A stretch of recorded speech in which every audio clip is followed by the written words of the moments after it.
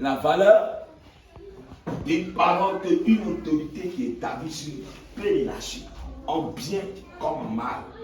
Ça a de la valeur. Et en réalité, c'est ce qui est la bénédiction. Parce que la bénédiction, c'est bonne parole. Gloire à Dieu. Et donc, quand on te dit tu es béni, tu dis Amen, je reçois. Tu es béni ce matin. Amen, je reçois. Quelqu'un n'a pas bien reçu. Amen. Alléluia. Amen. Gloire à Dieu. C'est très, très, très, très important. Et il nous a enseigné, encore, il nous dit que Jacob était un homme, non seulement qui était spirituel, mais Jacob était un homme de prière. Et Jacob était quelqu'un qui n'abandonnait jamais. C'est-à-dire, il était un homme de prière. Il pouvait passer des heures et des heures en train de prier. Puisqu'il allait la nuit en prière, et puis jusqu'à matin. Quelqu'un voulait dire, l'ange dit, laisse-moi. Il dit, je te laisse pas. C'était la deuxième clé. Pour dire que si nous voulons réussir, on ne doit pas mettre de côté la prière. Et la prière, ce n'est pas de temps en temps. Mais la prière doit être insérée dans nos habitudes. Et troisième clé, en ce qui concerne la vie de Jacob, il nous a enseigné que Jacob était un battant. Il s'est battu depuis le ventre de sa maman. Il s'est battu. C'est-à-dire, quand il veut quelque chose là, il va jusqu'au bout. C'est un gars déterminé.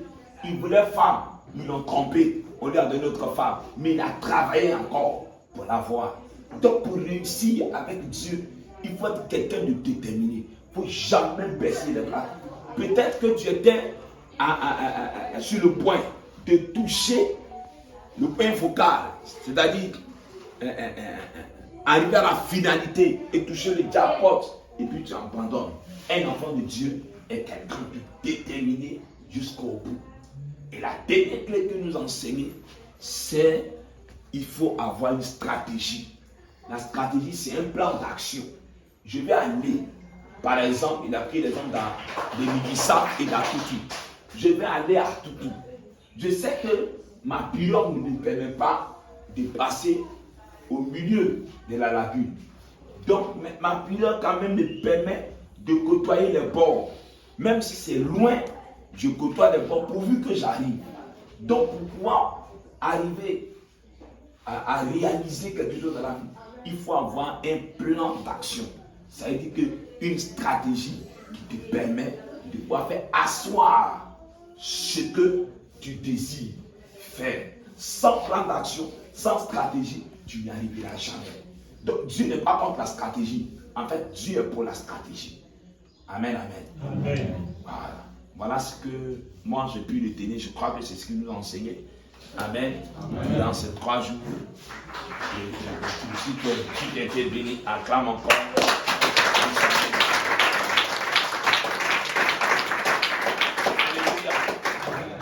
Et aujourd'hui, nous allons voir le 4e personnage. Oh, mais lui, il est extraordinaire. Lui, c'est le top des tops. Dis à ton voisin, c'est le top des tops. Ah, tu n'as pas bien entendu. Dis à ton voisin, c'est le top des tops. C'est le top des tops. La voie de la prospérité divine. Le modèle de Jésus. Est-ce que vous savez que Jésus était prospère?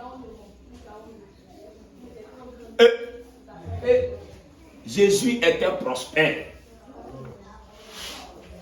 Quand la Bible dit dans le 2 Corinthiens chapitre 8,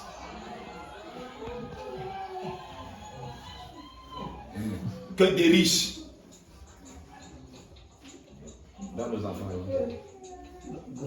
des riches qu'il était, il s'est fait pauvre, afin que par sa pauvreté, nous soyons enrichis.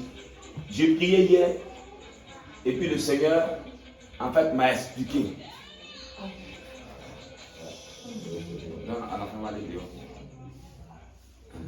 Il a dit que Jésus, le Saint-Esprit m'a expliqué. Il dit, quand on dit des risques qu'il était, il s'est fait pauvre pour que nous soyons enrichis. Il parle du Fils de Dieu. Amen. Amen. Qui existait dans l'éternité. Amen, amen. Amen. Je vous ai enseigné ici que Jésus était 100% Dieu, 100% homme.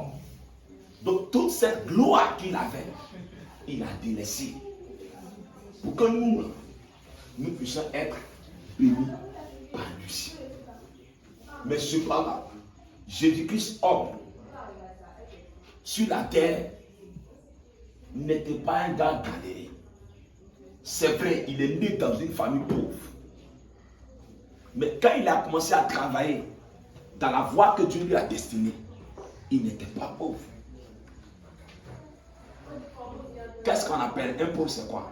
C'est quelqu'un qui ne peut pas subvenir à ses besoins primaires.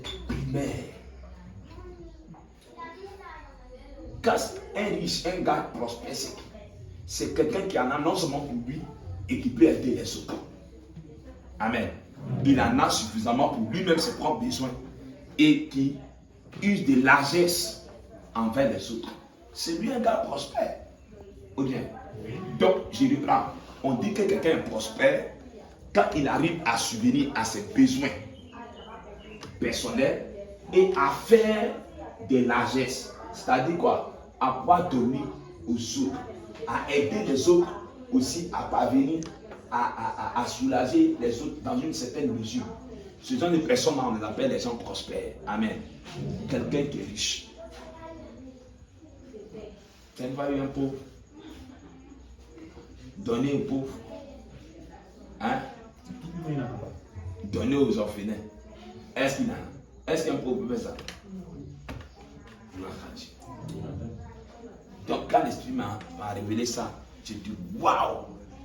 Vraiment, il y a une mission en prière, c'était vraiment extraordinaire. Alléluia. Amen. Jésus a vécu sur terre sans stress en ce qui concerne le besoin matériel. Il n'était pas son cœur dessus, mais il n'était pas stressé du tout. Et on va le voir. Et Jésus a dit, qu'est-ce qu'il a fait là? Nous, on peut le faire. Et on peut faire de plus grand. Amen. Donc, je parle aujourd'hui de Jésus-Christ en tant qu'homme, serviteur de l'Éternel. Je ne parle pas du Fils de Dieu éternel. Amen.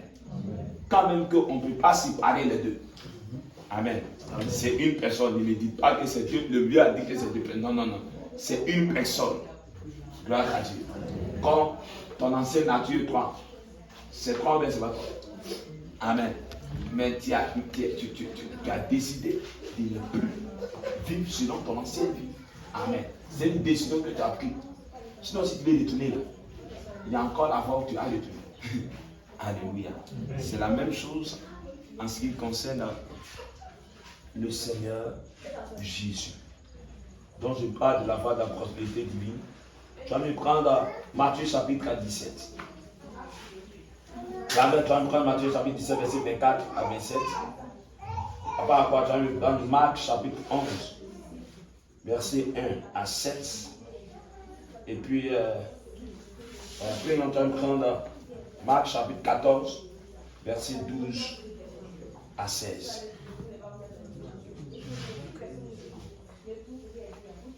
Ok, chacun a son verset. Matthieu 17. Oui. C'est le verset. Oui, oui. C'est quel verset? 24 à 27. Lorsqu'ils arrivèrent à Capernaum, ceux qui percevaient les 2 drachmes s'adressèrent à Pierre Oui. et lui dirent, Mhm.